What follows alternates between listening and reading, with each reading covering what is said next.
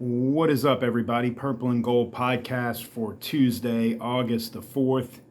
Football season is here. The LSU Tigers report today for fall camp, and we launch this rocket tomorrow when LSU hits the practice field officially. Fall camp begins, and we get ready for LSU and Clemson some 32 days away now. Just wanted to give a brief overview today, go through some of the storylines that I think will be important in fall camp. We'll ask a couple of viewer questions that were sent in. And so let's start with what undoubtedly is the biggest storyline of fall camp, and it's Sam Levitt. His overall health, we know. He's been back doing player-led practices. We know they say he's at 100%. How much of the reps does he get? How up to speed is he in the Lane Kiffin offense? How mobile is he? How fully healthy is he? More importantly, how fully healthy can he be, obviously, when they kick it off against Clemson? But I think that is the number one overarching storyline of fall camp. When you look at some other offensive storylines, I think we know 3 of the 5 on the offensive line. I think you know Jordan Seaton at left tackle, Braylon Moore at center, Aluba at right guard. Bo Bordelon seemed to have a hold on left guard at the end of spring camp. Let's see how that goes. Same goes for Weston Davis. I think Devin Harper, the Ole Miss transfer, could factor in at either spot there. And I do think Sean Tompkins from Baylor, who was Baylor's starting left tackle, who may have been LSU's starting left tackle before the Jordan Seaton commitment, could he also factor in at right tackle? In terms of the skill position players, look, I think Dylan Jones and Harlem Berry are going to be the 1-2 punch at running back. In what form or fashion that shakes out, that remains to be seen. But I think Dylan Jones, while maybe he had the better spring and is the more well-rounded runner and blocker, Harlem Berry's just electric, and I think Lane Kiffin's going to want to get the ball in his hands. In terms of the receiver room and how that shakes out, that's interesting because, Lane has said repeatedly they want to find 4 to 5 guys. Well, does Trades Green count as one of those 4 to 5 guys? Because I think Trades Green is going to lead this team in catches. I think he's going to lead this team in touchdowns. He may very well lead them in receiving yards. But if I had to pick 4 receivers right now that I think have emerged and will continue to emerge, it's Jace Brown, the transfer from Kansas State. It's Winnie Watkins, the transfer from Ole Miss. It's Jackson Harris, the transfer from Hawaii. And it's Eugene Trey Wilson, the transfer from Florida. I do think Malik Elzy and Roman Mothershed, 2 other transfers, do bring some size. I think Corey Barber brings a 5-star pedigree. Philip Wright had some nice moments in the spring. I do think there are some other guys there in the mix, but it's hard for me to not see a scenario where Trades Green, I think Jace Brown, and I think Winnie Watkins probably are the 3 leading receivers on this team.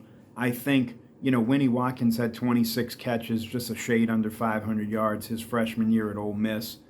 You could easily see that, almost, maybe not double, but certainly, if he's in the 40 catch range, he's going to have 600-700 yards. If Trades Green's going to get his, if Jace Brown's going to get his, I just don't know what's there necessarily for everyone else, but I do think certain guys could have certain roles, maybe in the red zone, and maybe some of the younger guys emerge as the year goes on. Defensively, there aren't a lot of questions in terms of who's starting, who's playing, but there are questions. Defensive tackle is probably the spot where we probably know the least about what the ultimate rotation will be like. You return Dominic McKinley, you bring in Stephylon Green from Clemson, Malik Blockton from Auburn, experienced players, and then you bring in 2 massive freshmen in Richard Anderson, the number 1 defensive tackle, and Deuce Gerald's the number 3 defensive tackle. We saw both Anderson and Gerald's in the spring because they were early enrollees, and we saw them at times running with the ones. Dominic McKinley, Stephylan Green, and Malik Blockton are all experienced players.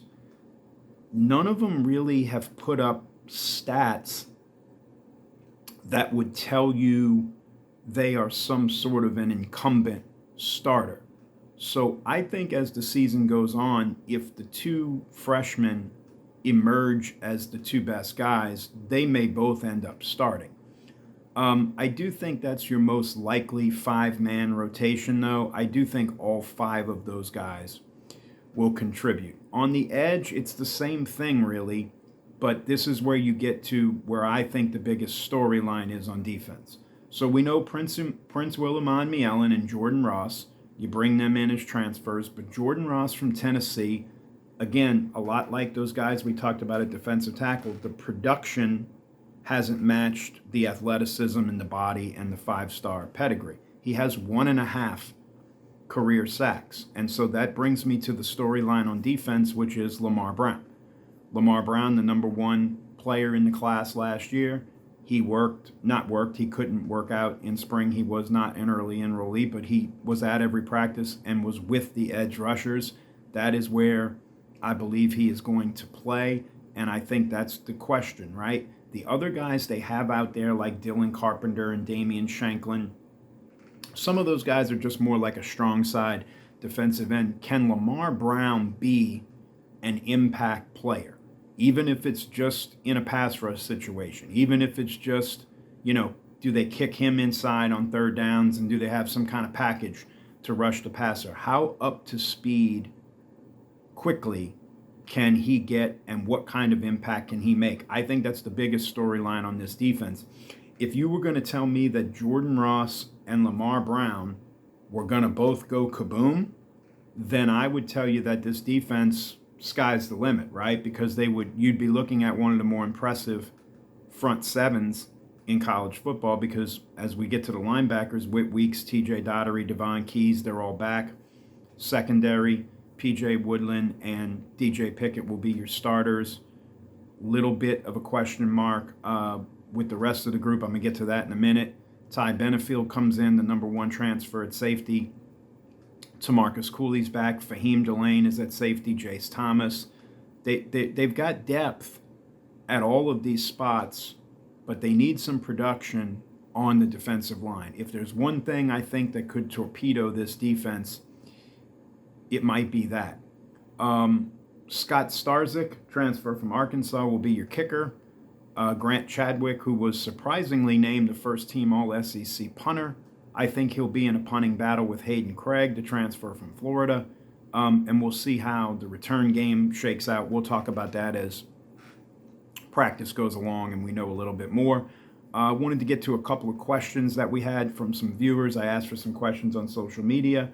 Clint Bonacorso wanted to know what, besides quarterback, what is the position that LSU can least afford an injury at? And I'll go back to cornerback now. So they lost Aiden Anding, who I think was in the running for the number 3 corner. He was having a really good spring, and then they had that scrimmage at Tiger Stadium, and he ruptured his Achilles. I think behind DJ Pickett and PJ Woodland, you have Jakeem Jackson, who Corey Raymond loved, recruited him to Florida, brought him here, but he's always hurt, hasn't really done anything. And then you've got a true freshman in Haven Finney, who was supposed to be a high school senior, reclassified. He is a 5-star. He's transformed his body since he's been here. I think he's the most likely guy to emerge somewhere along the way during the season as the number 3 corner. And then you got guys like Michael Turner. They brought in a junior college player, Levante Williams. They brought in a player from Southern who was a safety, but now they're going to move to corner. That's the spot. You can't lose P.J. Woodland. You can't lose DJ Pickett. You probably can't lose Jakeem Jackson. I think that's the one spot, besides quarterback, obviously, where they could ill afford an injury. And certainly, even though they remade the entire room on the offensive line, you'd certainly not like to lose any of the projected starters there as well. My buddy Mike McCloskey sent in a question. It was a recruiting question. He wanted to know, what do I think about LSU's chances of flipping Easton Royal? I think Easton Royal is going to end up an LSU Tiger. I'm mildly surprised it hasn't happened already. It seems like he's going to take this thing deeper into August, possibly even take it deeper into the season. If it goes all the way to December, so be it. But LSU's got a very attractive NIL package. The home state angle, I think, is really going to win out. Lane Kiffin has gotten more personally involved in this recruitment, it seems, than any other player. I think at the end of the day, he ends up an LSU Tiger, and I think that it will be, I think he'll be a special player. I think it's a guy that you can't let get away. This is Lane Kiffin's sort of first recruiting class. I know they have ways about how they want to spend their money, so you let Albert Simeon, the big 5-star interior lineman, go from Lake Charles because you didn't want to pay him. You let certain guys go, but you can't let too many of those guys from Louisiana get away, particularly at a skill position spot like wide receiver, where I think Easton Royal could come in as a freshman next year and immediately make an impact. That's the brief overview. We will be more regular in these podcasts now that we're going to have football. We're going to have stuff to talk about. I also wanted to let everyone know, some of you have listened to me on WRBE out of Lucedale, Mississippi through your devices or through WRBEFM.com or TuneIn or any of those types of things. In the latter part of August, when I know more, I will reveal this.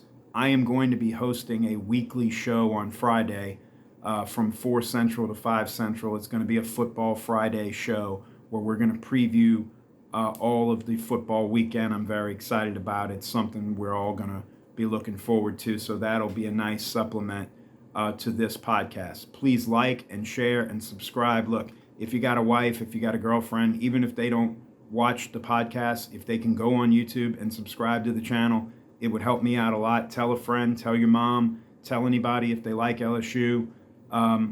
Please check it out. Please like, share, subscribe. It'll be on Instagram too. It'll be on Facebook, all of those places. As always, be good to one another. Try to stay out of the heat if you can. Always boot up, and always, always, always go Tigers.